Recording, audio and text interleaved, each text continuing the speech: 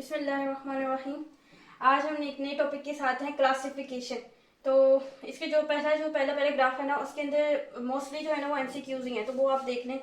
जो 2 मिलियन है वो टोटल मतलब ऑर्गेनिज्म पाए जाते हैं, मतलब पूरे यूनिवर्स में 2 मिलियन ऑर्गेनिज्म पाए जाते हैं। उनमें से 0.5 मिलियन जो है वो प्लांट्स हैं और 1.5 मिलियन जो है वो एनिमल्स हैं।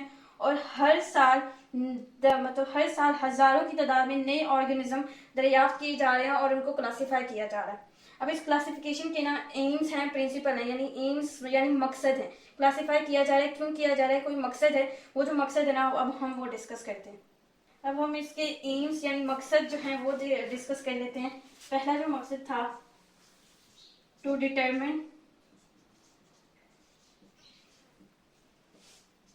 Similarities and differences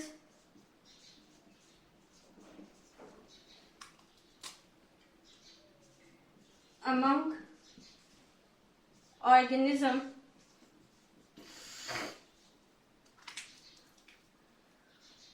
so that they can be studied easily। पहला मकसद तो ये था। दूसरा था to find evolutionary history of among organism।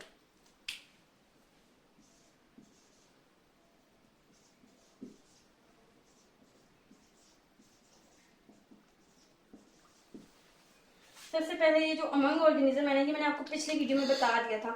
Among organism और विद इन ऑर्गेनिज्म क्या है, ठीक है। तो ये आपको पिछली वीडियो में देखना पड़ेगा। अब ये जो है ना पहला पॉइंट, टू डिटरमिन सिमिलैरिटीज, ये देखने के लिए कि कौन के एक ऑर्गेनिज्म है और दूसरा जो ऑर्गेनिज्म है उसके अंदर क्या चीज सिमिलर है और क्या चीज उसमें डिफरेंस है, वो देखने के लिए हमने ये क्लासिफिकेशन की है। और इसके जरिए हम क्लासिफाई करके हमारे लिए स्टडी इजी हो जाती है। अब ना इसकी यहाँ पे हम मिसाल ले लेते हैं। ये मैंने मैमल्स है, ये बर्ड्स है, ये रेप्टाइल्स हैं। मैमल्स की कुछ करेक्टरिस्टिक्स लिखी हुई है, बर्ड्स की करेक्टरिस्टिक्स लिखी हुई है और रेप्टाइल्स की लिखी हुई है।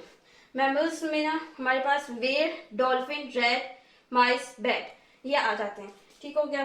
तो फर्स्ट ऑफ ऑल जो पहली करेक्टरिस्टिक्स है ना वो है वीवा पैरिस। वीवा पैरिस किसको कहते हैं? वीवा पैरिस उनको कहते हैं जो अडल्ट करते हैं, मतलब आप ये कह लें कि बर्थ करते हैं यानी पैदा करते हैं अडल्ट को, यानी बच्चे जो पैदा करते हैं ना, जो जानवर बच्चे पैदा करता है उसको वीवा पैरिस कहते हैं।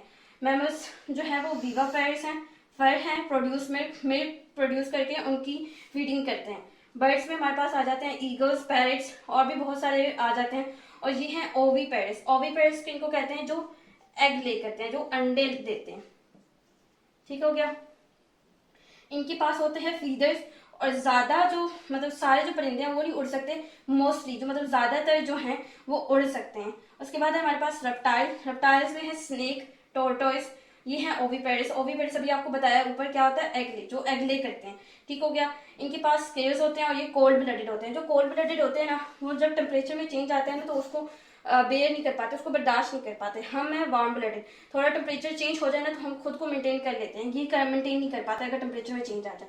अब ये क्लासीफाई किया गया और कोई भी ऑर्गेनिज्म आया उसको क्लासीफाई कर दिया, मैमल्स में, बर्ड्स में, रेप्टाइल्स में और एक होता है एम्फीबियंस, उसमें कर दिया। अब हमारे फायदा क्या है, मतलब आप गौर से देखें। टू डिटरमिन सिमिलैरिटी देखने के लिए, यानी कौन सी चीज दूसरे में कॉमन है। अब यहाँ पे ओविपेरिस और यहाँ पे ओविपेरिस पाए जा रहे हैं, तो ये दोनों सिमिलैरिटीज है, यानी रेप्टाइल्स में और बर्ड्स में क्या चीज कॉमन है, क्या चीज सिमिलर है। ओविपेरिस है और ये भी ओविपेरिस है, दोनों क्या कर रहे हैं, एग ले कर रहे हैं। सिमिलैरिटीज हमने यहाँ से मतलब इस क्लासिफिकेशन से समझ ली।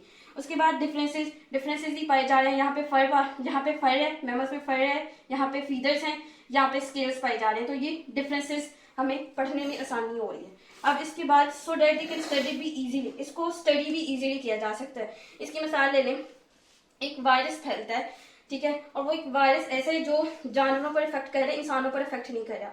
उसने सबसे पहले अफेक्ट किया, मान ली स्नेक को अफेक्ट किया, ठीक है। स्नेक जो है वो आहिस्ता आहिस्ता मरना शुरू हो गए उसे क्या कहते हैं, वायरस से, ठीक है। फिर उसके बाद उसने टॉर्टोइस पे अफेक्ट किया, टॉर्टोइस यानी जो टर्टल्स हैं, ठीक है, उस पर इफेक्ट करना शुरू कर दिया। अब जो बायोलॉजिस्ट होंगे ना वो देखेंगे कि जो भी मतलब जो इस वायरस से जो डेथ हो रही है वो किनकी हो रही है, वो रेप्टाइल्स की हो रही है।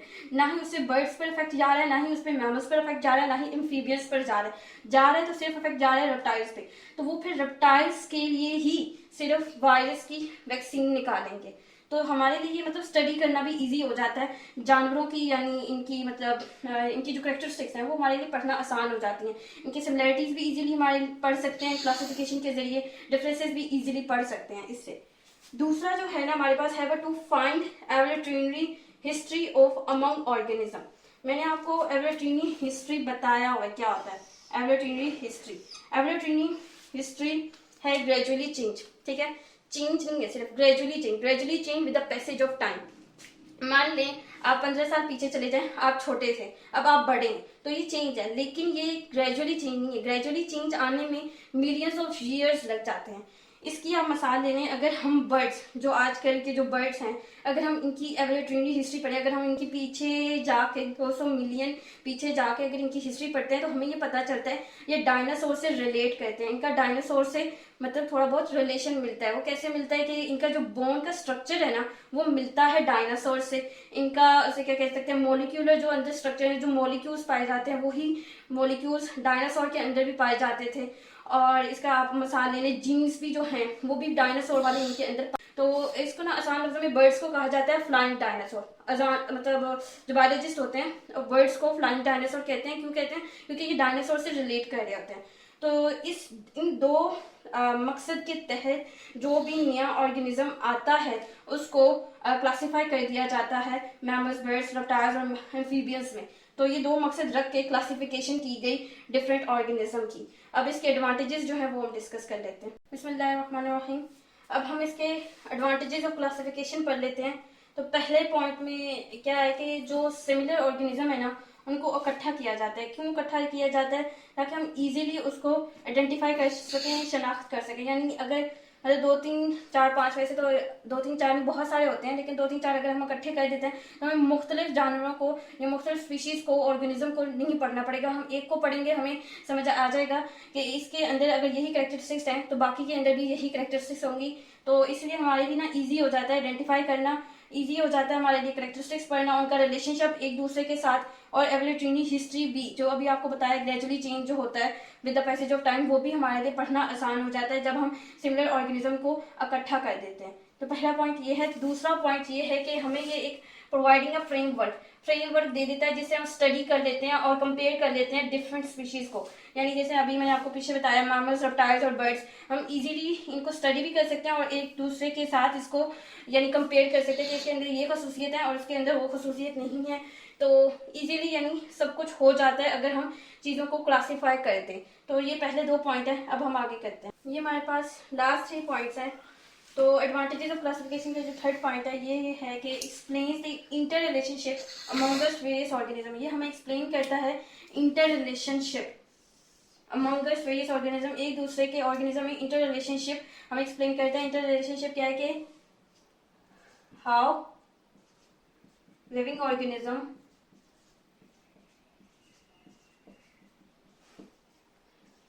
are connected to each other, connected to each other।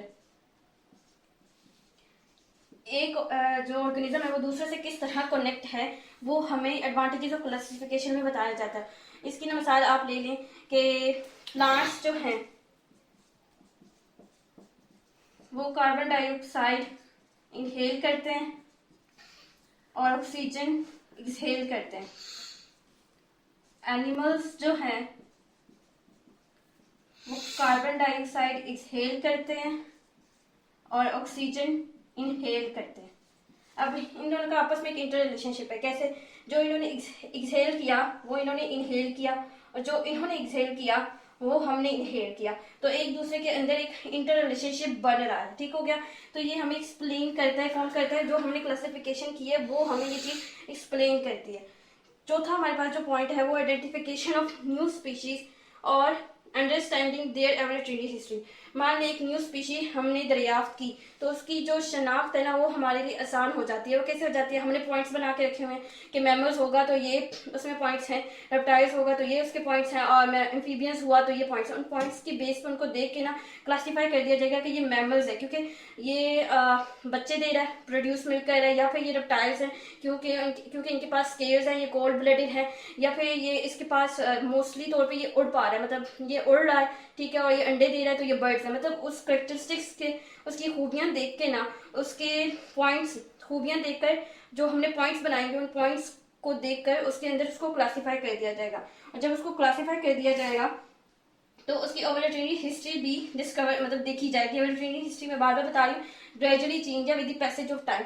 इसके अंदर मिलियंस ऑफ ईयर्स लग जाते हैं, तो वो उसकी एवोल्यूशनरी हिस्ट्री भी पढ़ी जाएगी। तो क्लासिफिकेशन इस चीज में भी हमारी मदद करता है। और क्लासिफिकेशन में एक कॉमन लैंग्वेज या एक कॉमन वर्ड इस्तेमाल किया जाता है। इसको ना हम बायोनोमियल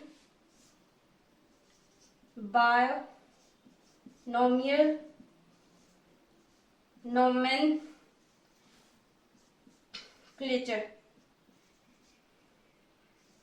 कहते हैं। इसका मतलब मिसाल ले लें, हम लोग अनियन जो है उसको अनियन भी कहते हैं, प्याज भी कहते हैं, गांडा भी कहते हैं। अब आप किसी बाहर की जगह पे जाके कहते हैं कि मुझे अनियन चाहिए, उनको नहीं पता अनियन क्या है, वो जो अपनी आम जुबान में प्याज बोलते हैं, आप उनको लगेगा कि आप अनियन कुछ और है, ठीक है, वो क्या बोलते हैं, वो प्याज लफ्ज बोलते हैं। अब आप जो वो वाले प्याज, जो लोग प्याज बोलते हैं, वो कहीं और चले जाएं किसी जगह मुल्क में, तो वहां वो कहते हैं कि हमें प्याज चाहिए, उनको नहीं समझ आएगा। वो क्यों नहीं समझ आएगा, क्योंकि वो अपनी आम जुबान में उसको गांडा बोलते हैं। तो बायोलॉजिस्ट ने ना हर एक जो स्पीशी है उसके लिए कॉमन लैंग्वेज या एक कॉमन वर्ड या एक कॉमन उसको नेम दे दिया है, जो आप कहीं भी बोलेंगे ना तो उसको समझ आ जाएगा। अब जैसे प्याज है ना, उसके लिए जो बायोलॉजिस्ट ने जो एक वर्ड या कॉमन लैंग्वेज दी है हमें, वो है एलियम सीपा। मतलब आप कहीं बाहर जाएंगे और कोई बायोलॉजिस्ट है, ठीक है, उसने बायो की स्टडी की हुई है, तो वो आप बोलेंगे ना इलियम सीपा, तो उससे समझ आ जाएगा कि आप अनियन के बारे में डिस्कस कर रहे हैं या आप अनियन के बारे में बात कर रहे हैं।